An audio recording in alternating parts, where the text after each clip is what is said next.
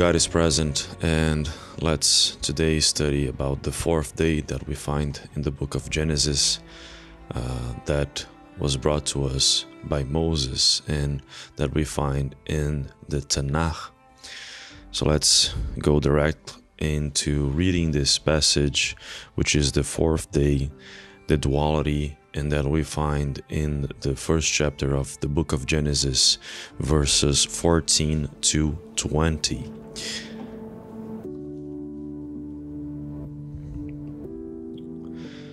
And God said, "Let there be lights in the vault of the heavens to divide the day from the night, and they shall be signs for the fixed times and for days and years, and they shall be lights in the vault of the heavens to light up the earth."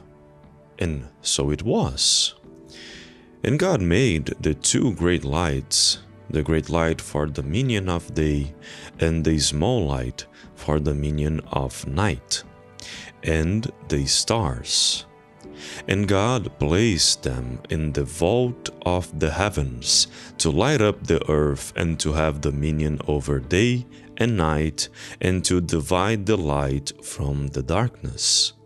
And God saw that it was good. And it was evening, and it was morning, the fourth day.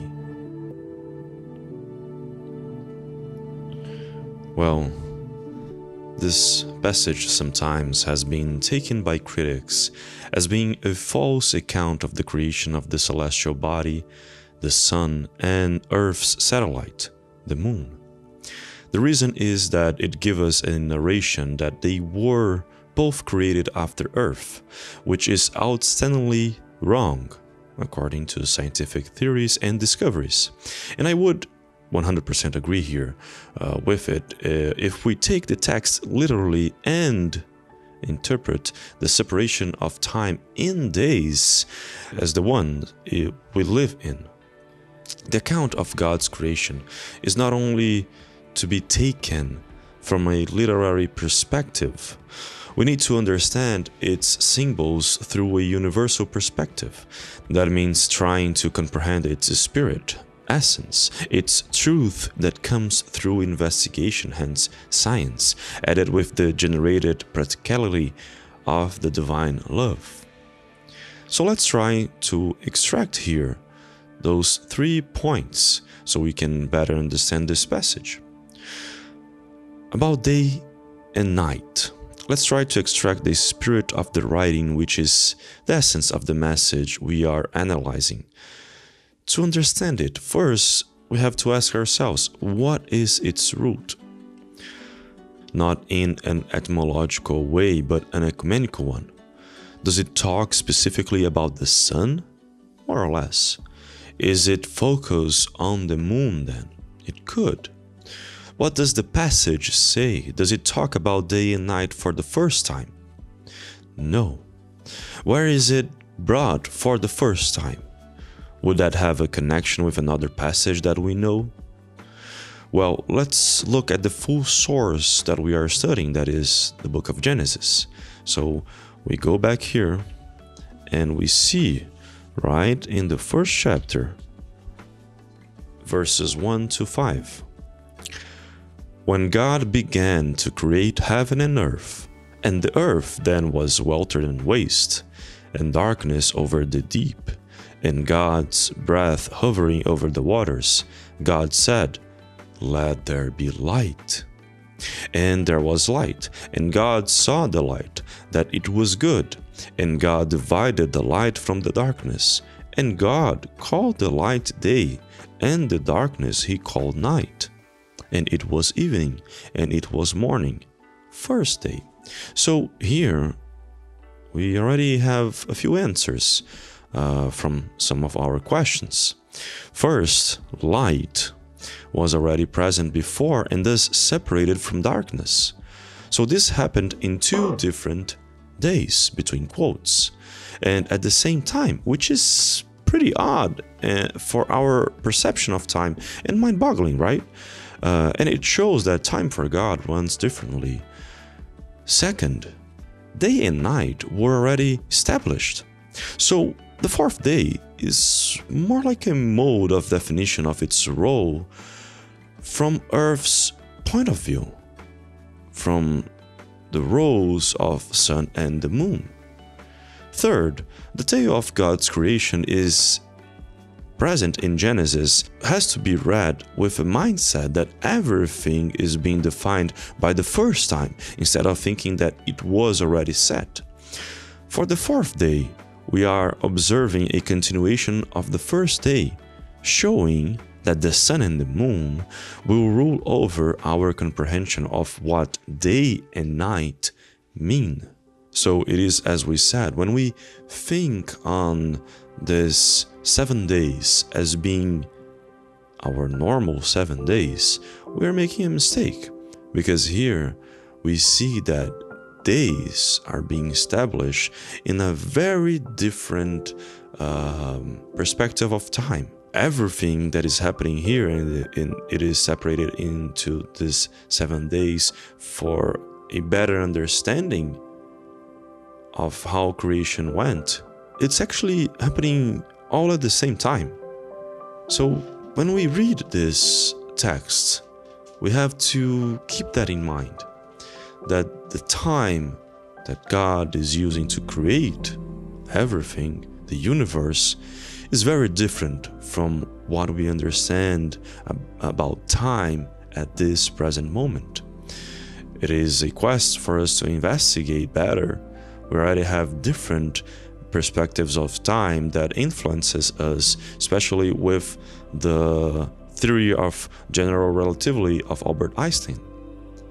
Now, talking about science then, let's go into our second point of study in this ecumenical approach for us to investigate the truthfulness of what is stated in the fourth day. Although one thing needs to be clear here, there is a purpose in our search for the truth, and it is in the Gospel of Jesus, according to John chapter 8 verse 38.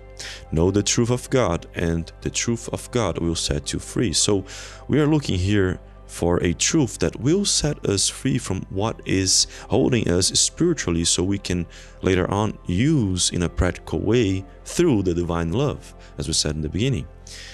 And this truth can vary, because what I'm saying here may not be a truth for you. You may not agree with what I'm saying, and that's fine, but at least will make you question or think about these things, so you can find that liberating truth of God for you to be spiritually free and not be only bound to a material perspective of life, but also a divine perspective, a spiritual perspective. But we will try our best here to find one that has a universal reach to also be under our approach. We already talked about one scientific view of the validity of this passage and presented our opinion. If we take that and expand to the notion that, according to science, the Big Bang was the first phenomenon of creation, then we have the moment where light appeared amid dark space, and thus things started to happen through time. Let's think about that, of what is being stated here. Two opposite sides of a principle. One is created and two is defined. Here is a very common concept of duality. As we have light during the day, there is also light during the night. The difference between both is that the light of the night is only a mere reflection of the light of the day, which is its main source, sun and moon as we know it. One governs the light and creates shadow, and the other governs the shadow and reflects light. Going even further on this ecumenical approach and investigating where we can find the truth of God that set us free, it is easy to perceive a central idea among religions. Light and darkness are two common paradoxical principles. As rational human beings trying to extract logic from similarities, but sometimes having this logic obscured by our material and limited condition, we come up with representations that grasp God's reality, For instance, in Yang, our approach here is not to diminish this religious symbol. Quite the contrary, it is the closest representation that we have of this paradoxical principle. The Tao Te Ching brings us the most well-thought content about our relationship with paradox and how this is a bridge to our spiritual connection with the divine, with God. This may sound strange in this study of the Tanakh, but if we remember, Genesis represents the moment of the entire creation and thus embraces everything that was and is manifested in our world. It is an interesting discussion, certainly one that needs a whole episode on the culture of the spirit, which we will bring later on in our channel. Now, still talking about paradox, I want to bring here these words from Mircea Eliade when he's talking about hierophany. That is a sacred symbol for religion, and that is imbued with sacredness, with spirituality. It is impossible to overemphasize, here writes Eliade, the paradox represented by every hierophany, even the most elementary. By manifesting the sacred, any object becomes something else, yet it continues to remain itself, for it continues to participate in its surrounding cosmic milieu. A sacred stone remains a stone, apparently, or more precisely, from the profane point of view. Nothing distinguishes it from all other stones. But for those to whom a stone reveals itself as sacred, its immediate reality is transmuted into a supernatural reality. In other words, for those who have a religious experience, all nature is capable of revealing itself as cosmic sacrality. The cosmos in its entirety can become a hierophany.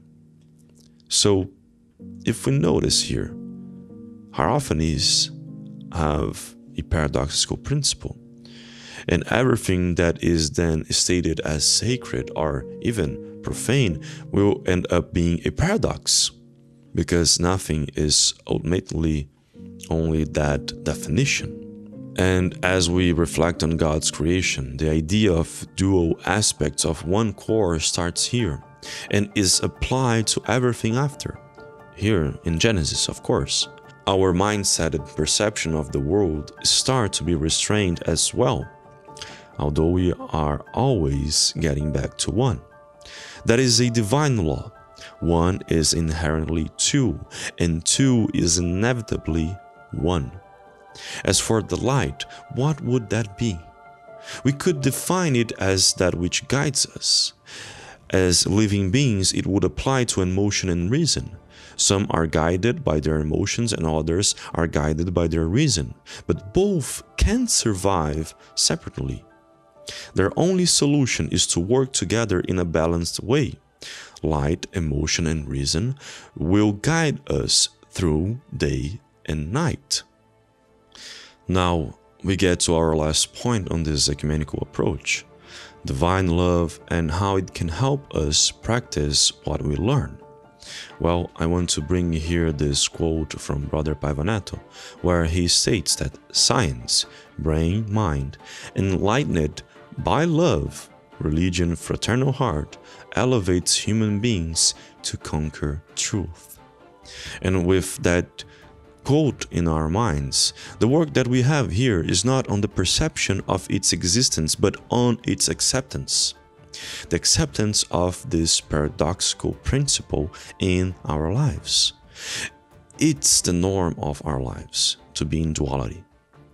Psychology already discussed that everyone has a dual life, the one you live and the one you desire to live. Every choice that we make will generate two results, and it is from these two that they will grow in an exponential manner. We only expect that they are made, these choices, with the blessings of God in accordance with His will. And to finish our episode today, I want to dedicate to your heart these other words of our brother Paiva Netto. Jesus is the divine liberator who first frees us from ourselves, showing us the path of celestial light. May the light of Jesus be the north of your life. Jesus lives in our hearts forever.